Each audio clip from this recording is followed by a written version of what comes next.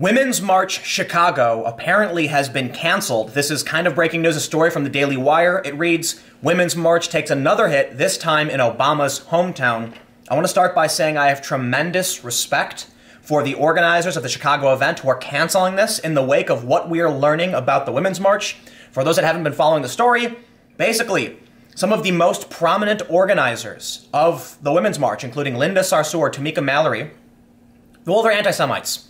And a story was published recently where we learned that even in the first meeting they had organizing the Women's March, which was one of the biggest protests in history, they were talking about weird Jewish conspiracy theories.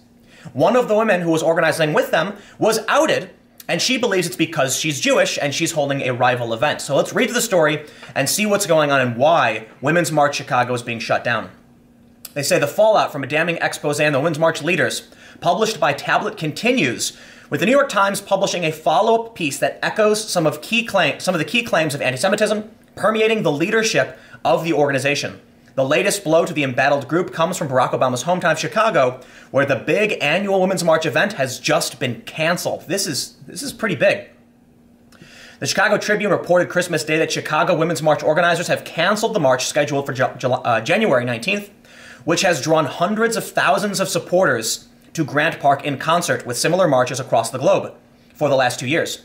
One of the reasons for the cancellation appears to be the internal turmoil resulting from accusations of anti-Semitism leveled at the group's leaders. Yes, it's not just accusations at this point. According to the New York Times, they flat out said they hold these weird beliefs about Jewish people.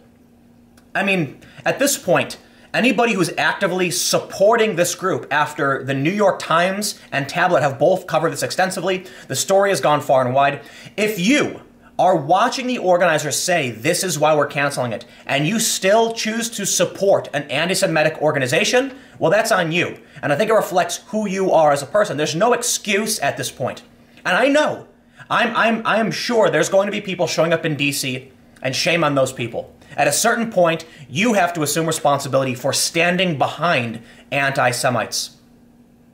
So there's a quote here. It says, while Women's March Chicago organizers cited high costs and limited volunteer hours as the main reason for nixing the annual rally in March, the break comes amid splintering with the National Women's March leadership following accusations of anti-Semitism and scrutiny of its ties to Nation of Islam leader Louis Farrakhan, the Tribune reports. There's no march, there's no rally, said Sarah Kerensky, Women's March Chicago board member at the Tribune reports. We're going to provide ways for people to organize and take action in their local communities.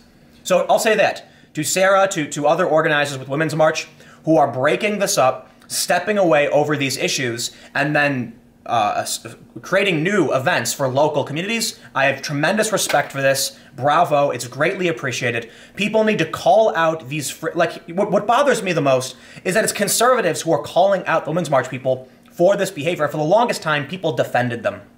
What we're seeing now with Women's March Chicago should be applauded, that they are going to not stand behind Women's March, but actually set up events elsewhere. That's very respectable, very respectable.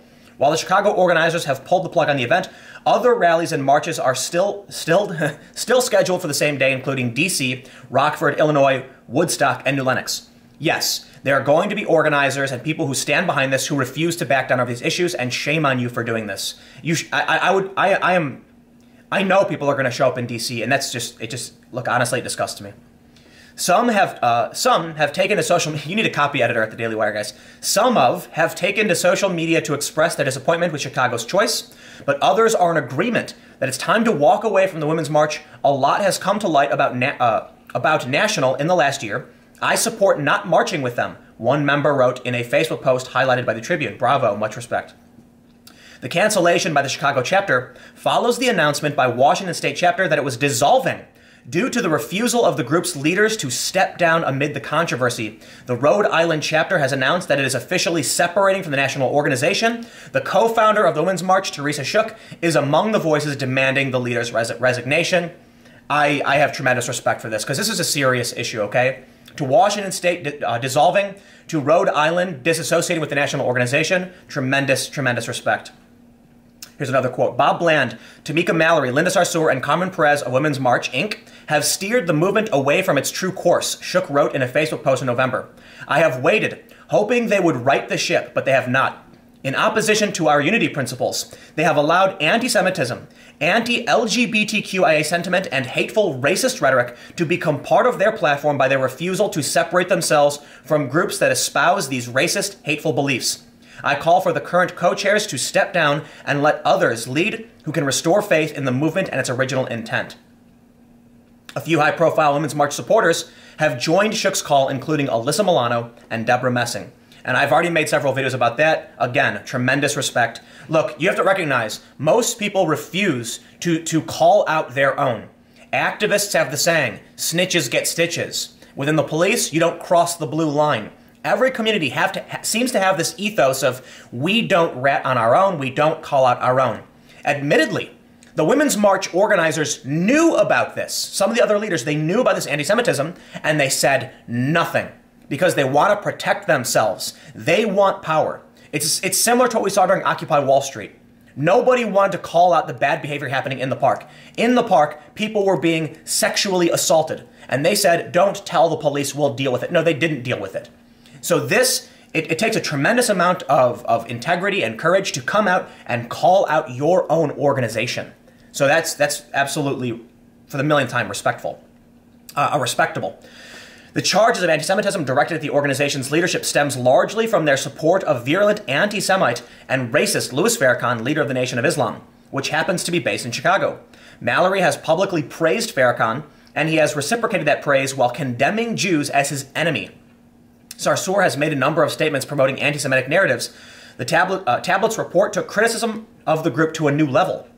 The New York Times has since published its own piece focused on the group's leaders that provides more damaging accusations, particularly how Mallory and Perez allegedly targeted a Jewish member, Vanessa Rubel. Mallory told the Times in response to claims from Rubel that she was pushed out because she was Jewish, that since the group's early conversation about how to handle Jewish women, they still believe all white Jews uphold white supremacy by the very fact that they're white. But they've come to understand that all Jews are also targeted by anti-Semitism. Since that conversation, we've all learned a lot about how while white Jews as white people uphold white supremacy, they claim, all Jews are targeted by it, said Mallory, which is a weasel way of not apologizing and just saying, oh, yeah, right, intersectionality, yeah, we understand, great, no, you're done. Amid mounting pressure, the group's leaders issued a generic statement condemning all forms of bigotry, including anti-Semitism. The organization and its leaders have dedicated themselves to liberating women from all forms of oppression, including anti-Semitism, misogyny, homophobia, transphobia, racism, white supremacy, xenophobia, and Islamophobia, the leadership said in a statement. But I just don't believe any of them are honest, because their leaders stand behind Louis Farrakhan. It is not a secret that there are extremely racist groups on the left. And I've got a bunch of other stories that I was planning on going through, examples of just how we can see the far left claiming to be the ones that aren't racist when in fact they really are. This story, Portland ICE protesters spewed racist insults. So you're going to stand behind these organizations. You're going to stand behind these groups. That means to me, you have no integrity. You don't have principles. It's just tribal. When this story came out, and I posted it to Facebook, people started saying things like, oh, it's fake news. Yeah. When this story about Antifa came out, when there were videos going viral where Antifa was screaming racial slurs at people, they said, oh, that's not really Antifa, they're lying. What do you mean they're lying? They show up in the same clothes, the same symbols, the same flag, saying the same things. These are the people who protest the Proud Boys. These are the people who, at an event in Portland, started yelling racial slurs at a black Proud Boy. Okay? No, you are not good people. You are not the good guys. And the Women's March is the same. So there's another really funny story that I was going to bring up just as a last little side note, just to mention that aside from these stories, look, I think at this point you've seen enough of my videos, you know that the left has a serious racism problem. Portland, which is supposed to be this bastion of, I don't know, progressive values, it's actually a really, really racist place. And it's not just the left, it's the right too, right? There are hardcore traditionalist, like white nationalist types who are all over Portland. You've got Antifa who show up and they use racial slurs. Even activists in Portland have told me, like, even the left activists have a problem with racism. And then this story popped up just the other day. A black man in the lobby of a DoubleTree on the phone, holding his key card, was kicked out for trespassing. They told him he had to leave. When he was on the phone, he said he was a guest. They throw him out.